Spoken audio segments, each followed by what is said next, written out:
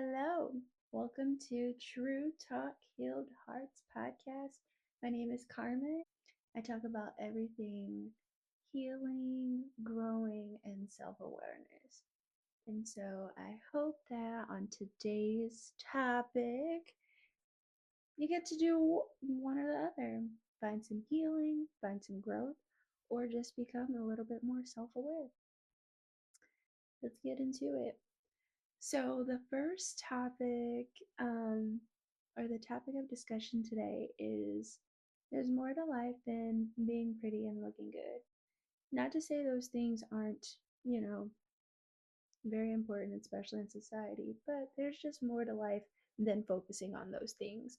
And so, I feel like in this day and age with social media, um, those are just the main things of focus, especially now when it comes to body image and, you know, face image and what's acceptable beauty standards versus what's not acceptable beauty standards. And what we're starting to notice is a lot of people are looking the same because everybody is trying to like meet this beauty standard that isn't realistic because let's be honest, like we're all born the way that we're born for a reason, you know what I mean? And so it's just all you can do is just be the best version of you. But nevertheless, we'll be discussing things that are just as valuable and just as important to looking good, being pretty. And remember, beauty is always in the eye of the beholder.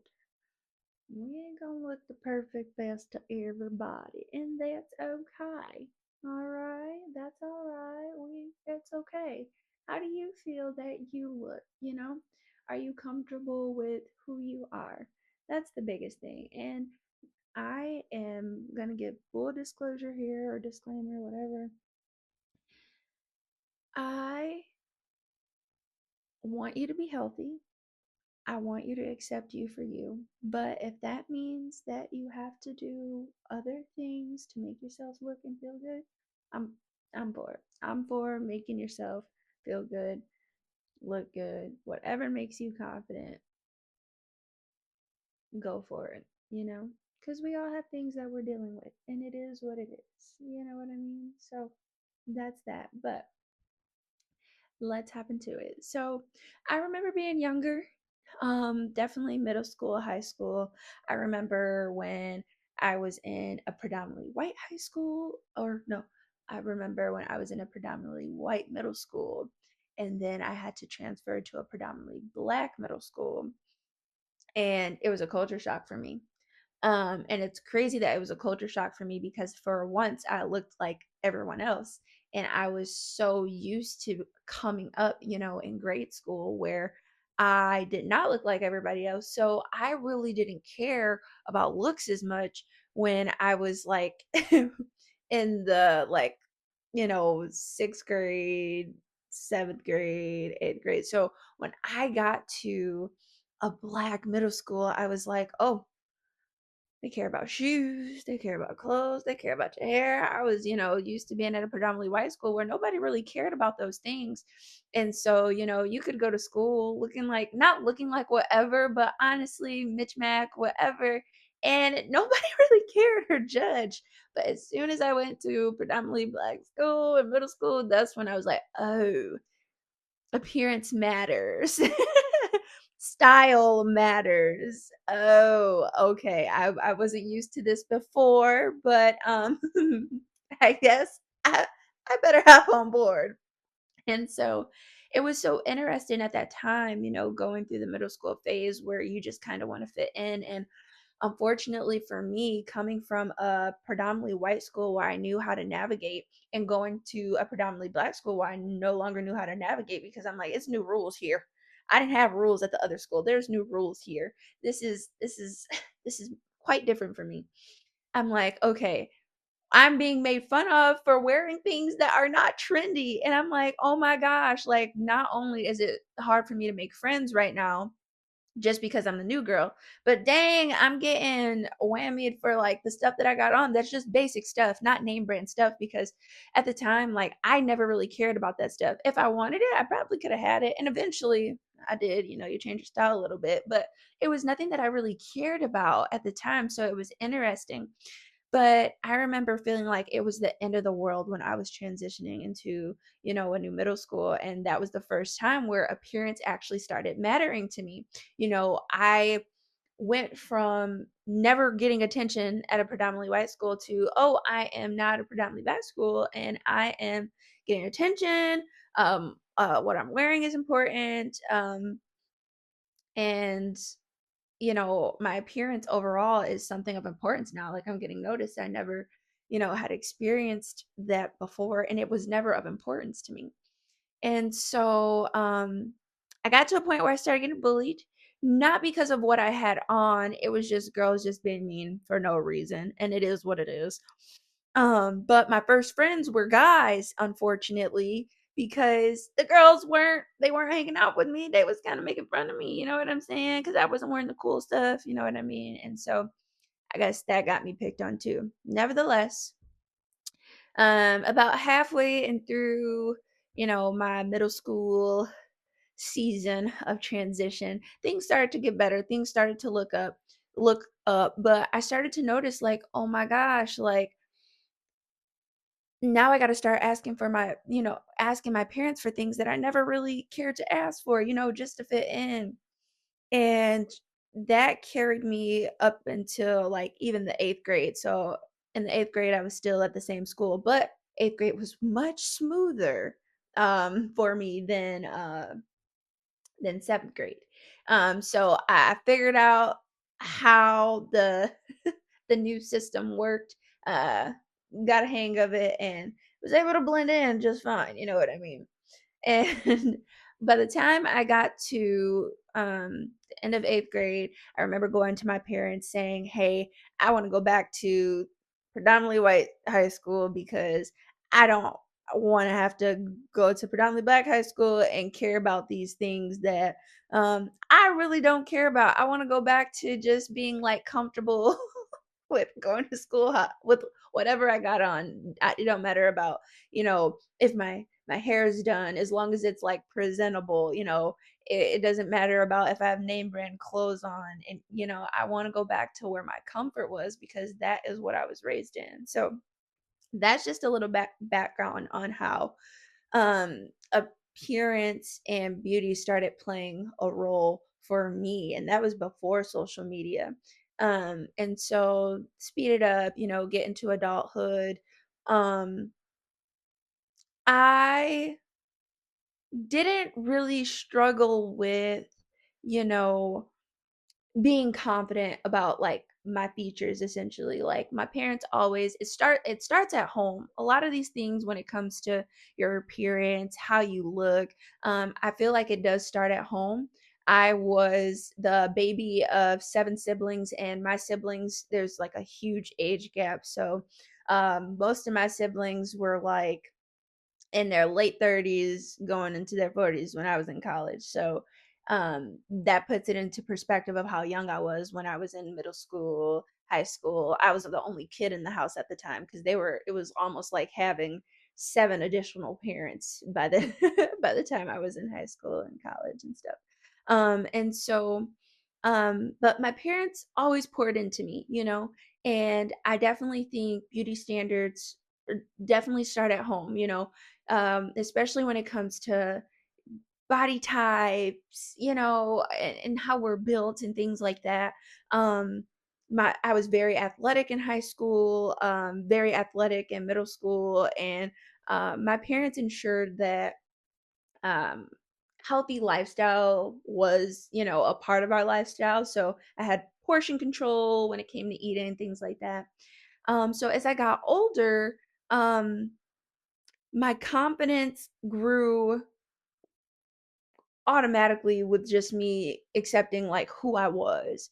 But then it gets to this point of, social media and influence and, the perception and of, you know, beauty and how you look and how important it is and things like that. But now I feel like it is definitely out of control.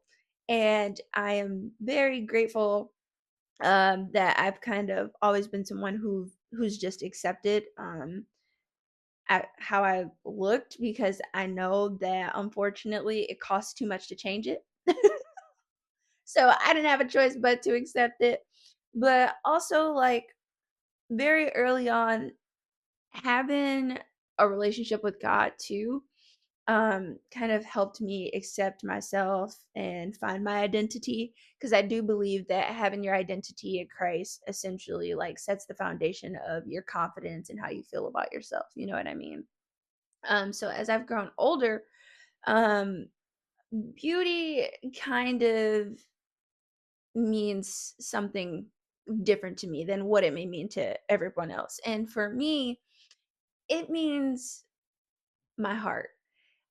I truly feel like having a beautiful heart and having beautiful character is very essential to how you appear to other people, because you may be more than what meets the eye once somebody has a conversation with you. Once somebody, sees your personality and they see just who you are and your character and how you operate, sometimes that just really just makes you even more beautiful, is where I'm getting at. And so the heart of this topic is be more than what meets the eye, right? So your character, be mindful of the kind of person that you are, the kind of person that you're growing into. Like, are you somebody who's kind? Are you somebody who exudes joy? Are you someone who is self aware of others around you? And what I mean by that is, if you see someone down, do you ask how they're doing, or do you just kind of go on about your day? If you see somebody, they may be having a hard time, they may look alone, do you try to talk to them to, maybe brighten up their day, or you try to talk to them to get to know them because they look lonely? I remember when I was in college, I was in a international Bible study group. So I met people who were kind of used to being alone. And if you are someone who comes from a different country and you come into America, we are so like, as Americans, we are so in tune with our own lives that we really don't pay attention to oftentimes to the people that are around us. And it can be so hard coming from another country to this country, because we are just so like busy and focused on like in our own lanes. And so it can kind of be a culture shock, because if you go to other countries, most oftentimes they're actually more friendly and more inviting. I think the only thing that may put a barrier in between us sometimes is just the language barrier, honestly. But other than that, most countries are built on like family and friendships and breaking bread. But in America, it's totally different. And as you can see, we do that with our families. Like, we grow up, really close with our siblings. Some of us, I know that's not the case for everybody, but we grow up really close in our families, within the household oftentimes. And then we move away from each other. Like, why do we do that? Why do we move away from each other? Like, we're each other's community. Not that you can't find community in other places, but it's like, who taught us to leave each other? Like, why are we doing that? And then you only have like two times out the year where you're connecting, and typically it's Thanksgiving and Christmas. And then you go back to, living your own individual lives. And so what I mean by that is, it's so hard for us to unlearn that behavior, that we aren't quite equipped, I would say, with being aware of what's going on around us, and how, somebody's life may be in shambles. And sometimes it's hard for people to care as long as their life is good. It's like, if your life is going well and somebody else's life is going bad, it's actually hard for you to even care to listen sometimes, I'm sure. And that's just the sad reality of our nation sometimes. It's not to say that that's everybody. I'm just saying sometimes we just need to take a minute and, you know, bear someone else's burden sometimes. You know what I mean? Like, take a minute to listen. Sometimes all someone needs is just a listening ear. And I'm someone who works in healthcare, so um sometimes the most angry patients, the most frustrated patients too, honestly just want somebody to hear them out. So that is what I mean by, what does your character look like? Are you willing to just kind of pick up the pieces of, what where someone else is like leaving off? Are you able to just like carry the weight sometimes? And it's not that you always have to, but like, are you willing? Are you willing to serve other people? Are you willing to go through long suffering or grief with other people? Like, really evaluate your heart and your character. Um, and I definitely feel like matters of the heart truly tell us like who we are. And the Bible talks about like out of the heart flows like what we speak. And so what you speak over your life also tells you like who you are as a person too. So if you're like a negative person, my goodness. Sometimes I have to train people like, no, we are not going to have a bad day today. It's going to be a great day. And sometimes I get overly positive to the point where like people are like, "Oh my goodness, I can't stand her." I know people have to say that, especially the negative ones, because it's like what is really in your heart comes out of your mouth. And so you really do have to watch what you say. And so sometimes that'll also tell you about your character and your personality. What are you speaking over yourself? And mind you, like I said, these are characteristics and morals that add to you, that make you beautiful, within. So, how can we clean our hearts up to exude our inner beauty? You know what I mean? Food for thought. I think another important thing that we don't talk about enough is skills. Are you still building and working on yourself?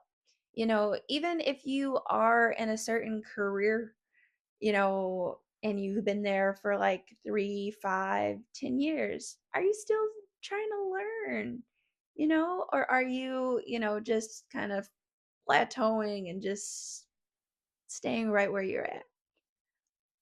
I definitely think always being somebody who is willing to learn, who's willing to pour into yourself, also pour into others, but like never stop learning. Never stop trying to build upon yourself, Never stop growing. Don't get comfortable. It's fine to take a break. It's fine to have rest days. But don't get so comfortable that you are just stagnant, right? Like you want to continue growing. You want to continue flourishing because sometimes your inner glow comes from learning and growing. And it's amazing the things that you'll learn about yourself, even when you have new experiences or build new skills. If you're feeling down about yourself, or you're feeling like, oh my goodness, like life isn't going the way that I want it to go, definitely like reflect and ask yourself, is there something else that I could be learning right now that would pick me up a little bit? So that's food for thought too. It's also important to remember that at some point in our life, in our lives, beauty is going to fade, right? We're going to be old, we're going to be saggy. And what do you want the younger generation to say about you when you're older? Do you want the younger generation to be like, I want to go sit at Miss So and so's house? I want to go sit in Miss So and so's class. I can't wait to go have my physical today because I know I'm going to see Miss So and so. Like, what kind of person do you want to be when you get older? Do you want to be somebody where the younger generation looks up to you? Like, I feel like it's so important to pour into ourselves, learn from our experiences, gain as much wisdom and knowledge as we can daily. Because, like I said, eventually what you look like on the outside is going to fade anyway. So what's going to sustain you? Are you going to be the person that can still have, a good, deep intellectual conversation to where you can pass something down? What can this younger generation learn from you when you're older? You know what I mean? And don't get me wrong, there are certain experiences that we do have to go through in order to learn from. So it is what it is. I get it. But who do you want to be when the beauty fades? Who do you want to be? Who do you want to be when you're sick and it's the end of the road? What do you want to leave behind? What do you want to say? And sometimes people make leaving behind something so big, like it has to be a book, like it has to be a podcast, like it has to be a movie, a song. No. What did you pour into your kids that they can pour into their kids? What did you pour into your grandkids? What did you pour into your great grandkids? Your great aunts. I mean, your great not aunts. I mean, you can pour something into them too, I'm sure. But what did you pour into your great nieces and your great nephews? You know what I mean? So, yes, remembering that eventually it fades. Another thing that's important is, what are you passionate about? What are your passions in life? What gets you up? If you still are trying to figure it out, don't stop trying until you start to learn the things that ignite you. And it's going to be different in every season. What ignite oh, sorry, help it out. I'm getting too excited. I start stuttering when I get excited. But the things that may ignite you in your 20s may not be the same things that ignite you in your 30s, 40s, 50s, and 60s. Sometimes it can last that long, depending on the many different passions that you have. But what are you passionate about? Do you know yet? I want to know. Comment below. Like, what are you passionate about? I think that's so interesting to learn, like, the things that make people tick, like in a good way, not in a bad way, but like, what makes you light up? Are you doing that thing? Is it a hobby? Because sometimes, like, we do try to make it a career, and sometimes your career may be perfect for where you're at, your skill set, things like that. And maybe it ignites you to an extent. Don't get me wrong, there's pros and cons to everything. But is there a certain hobby that just lights you up, like the 4th of July, per a quote from my auntie? um what's that thing? And if you haven't found it yet, I don't know who is going to come across this, but whether young or old, if you haven't found it yet, keep looking for it. I just want to say, if you are young watching this, and what I mean by young is 16 to 20.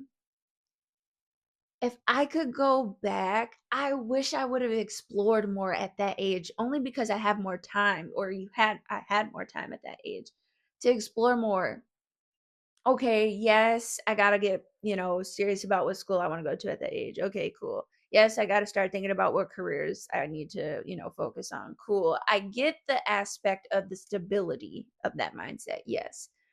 But like, what other things can you be exploring right now?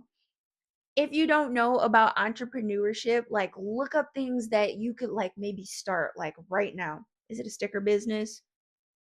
Make your own cups, like, I don't know, get some inspiration from Etsy. I don't know, but there's so many things that you can be doing that can honestly become like your main form of income before you get to 21 years old. And we don't talk about that enough. We talk about the things that make you stable. And that's totally fine to go the traditional route, but I just want to let you know the traditional route is not for everybody, and that's okay. And we don't talk about trades enough either. Man, if I could be a woman that knew how to do plumbing, oh my goodness.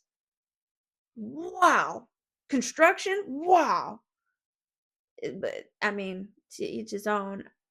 It's not that I want to know those things, but if I could, I I definitely would. Those are awesome trades. They only take a couple years to get through, and you're in less debt than going the traditional route to college. Like, just saying. Trades, don't count them out. But what are you passionate about? Explore it a little bit.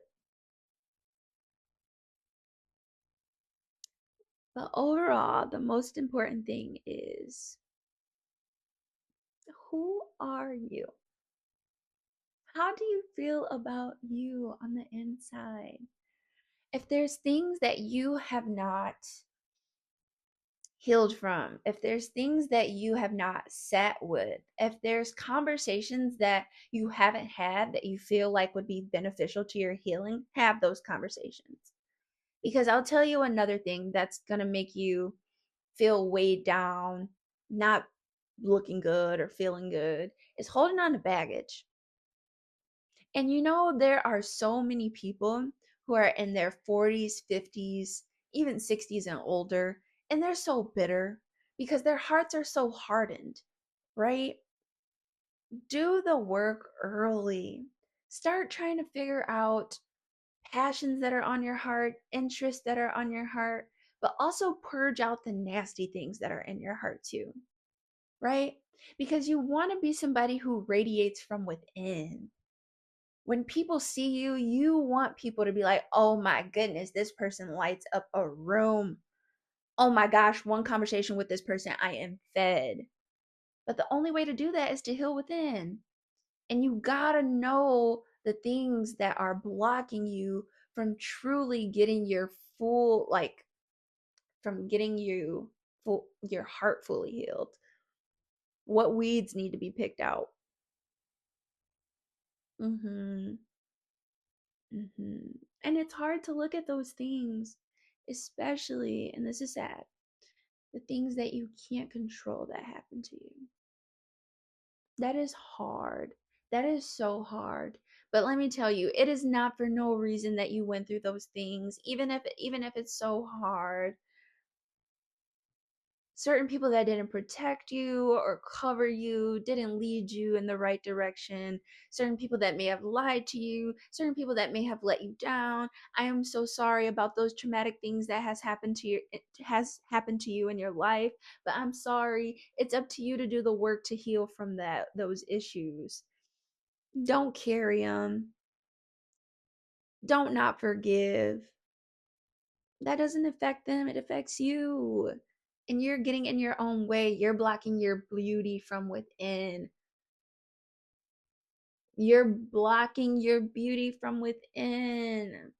And you can dress it up, you can make it look good as much as you want. But if you're hurting on the inside, you think nobody knows? People know. When you're negative, when you always have a backhanded comment to say, come on, people know. You can't hide it, no matter how much you dress it up, right? So let's work on ourselves daily, daily, to make ourselves more beautiful within and let it radiate out. And then when it comes to outward beauty, that's just, an added touch. You know what I mean? Appearance matters. Don't get me wrong. How you present yourself is your first impression. So you should always be presentable. Even when you go out to run a quick errand, go to the grocery store, don't look crazy. Be the best version of you, be the best representation of you. You can only represent you. And I'm sorry, it's only so many chances that you get to kind of clean it up after the first impression. So that's just food for thought. I hope you enjoyed today's topic of, is there more to life than just being pretty and looking good? And yes, I hope you answered the question with yes. There are more things that are more important and valuable. And I hope that you ask yourself after watching this, what things do I need to heal in the inside to make myself more radiant on the outside? because it will show. But that's all I got for today. I hope you enjoyed this topic. I'm excited about continuing our journey together. Um, if you got questions or comments, leave them below. Send me a message. I would love to discuss this topic more, other topics more.